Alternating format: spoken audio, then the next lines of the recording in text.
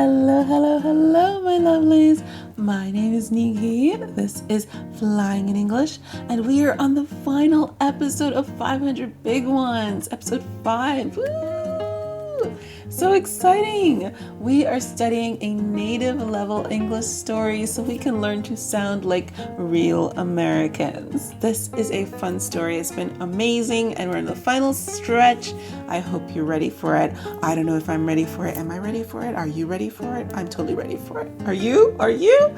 I hope you are. Let's jump right in, guys. It's 500 Big Ones, episode 5. Unbelievable! What? I won the lottery! No way! How much you win? 500 big ones. Oh, that's not half bad. I know, right? I was thinking if I ever won the lottery, it'd be something puny like $5. How come you even bought the lottery? I didn't think you were the gambling type. Well, I didn't set out to buy it for myself. My sister is always begging me to buy her a lottery ticket. She's convinced she's gonna win one day. I went to get her one for her birthday, and I decided on a whim to buy one for myself. How much you put in? $2. Nice. Wait. You know, I heard gambling addictions start when you get lucky early. Relax. I'm not buying another lottery ticket ever again. Why? Even considering the little I put in at the start, I was a nervous wreck in the days leading up to the drawing. I'm not cut out for this gambling thing. So we are finally learning why he didn't want to do the lottery ever again.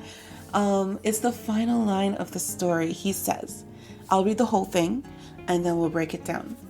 Even considering the little I put in at the start, I was a nervous wreck in the days leading up to the drawing. I'm not cut out for this gambling thing.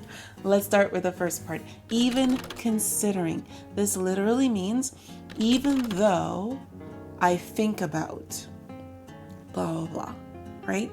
Even though I'm thinking about this thing or keeping this thing in mind, this other thing is a problem or needs to be considered as well. So another example for you would be, even considering you outgrew this shirt quickly, it was still worth the buy. So notice it's usually a contrasting thought that comes after, even considering. Okay, so I want to see your example in the comments. And then he says, I was a nervous wreck in the days leading up to the drawing. A nervous wreck. This is such a fun phrase. It means you're just super stressed and anxious. You're super nervous, but it's a little bit stronger than just nervous, right? Nervous is nervous. You're a little anxious. A nervous wreck. If you imagine a wreck as in a car wreck, it's the car is destroyed. There's debris everywhere. It's a big mess, right? A nervous wreck then is like a mess of a person. They're just like, their emotions are just, a nervous wreck. We learned in a previous story the word frazzled. If you didn't catch that story, it's called So Humiliated. You can find it on my channel. It's another story series. But in that one, we learned the word frazzled. So it's nervous wreck. You can imagine a person who is frazzled and anxious, right? So a wreck, big mess. So here's some examples. She was a nervous wreck all the way up to her wedding. I can imagine a bride being so nervous about her wedding. She wants it to be perfect. She's a nervous wreck, right? Another one, he's always a nervous wreck before interviews. Oh my gosh, interviews can be a little bit nerve-wracking, right? So it makes you feel like you become a nervous wreck. And then he says, in the days leading up to the drawing. Days leading up to. It just means the days before an event. Leading up to. Before an event. So it's usually when we're describing something that you did before something else. For example, I napped a lot in the days leading up to the marathon. So maybe you're going to do a big run and you want to make sure you're super rested and doing well and healthy. You're napping. I don't know. I've never done a marathon. Do you nap a lot before the marathon?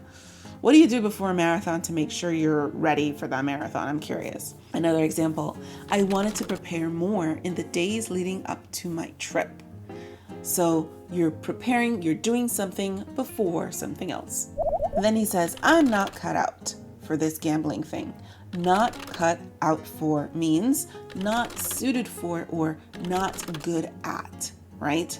So this is very common to say not cut out for. So an example, oh, I'm not cut out for public speaking. Maybe you're just not good at it, or you're very nervous all the time, or you just don't do it often, or when you do it, it's a terrible wreck of a situation. Then you might say, I'm not cut out for this.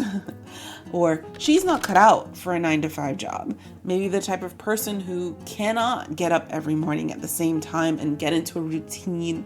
It's not you. So you're like, I'm not cut out for this.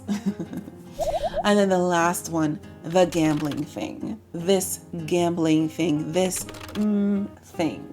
So we have another fill in the blank example phrase. So we learned another one like this in episode 3 of the series, the gambling type, where type is personality or habit. Now, thing is more general, right? It's a great way to generalize a situation of any kind. And it's usually when you're talking about something with distance. So you're kind of distancing yourself from the idea and saying like, I'm not this person, this thing, right? You don't like it kind of way. So an example might be, I think she might not be into this skating thing. So you're saying skating is not her thing. She's not cut out for it. So you could also use type with this, like she's not the skating type. But it's not as distancing. So the idea of like separating yourself from the idea of that thing is kind of implied when you use thing, when you call it thing instead of whatever it is, right? Or maybe you're not quite an artist and you want to say like, I don't think I can get into this painting thing. There's some examples for you. Very good job. We did it. We got to the end of the 500 Big Ones series. That was a fun one. I hope you learned something. All of these words I think were just chef's kiss. They were just beautiful. I love them. I think they're very useful. And if you practice them every day for a couple of days, you start to get them into your speaking. I hope you're speaking English every day, even if you don't get someone to speak with. Make sure you're practicing, okay? And speaking of practicing, here are your practice words.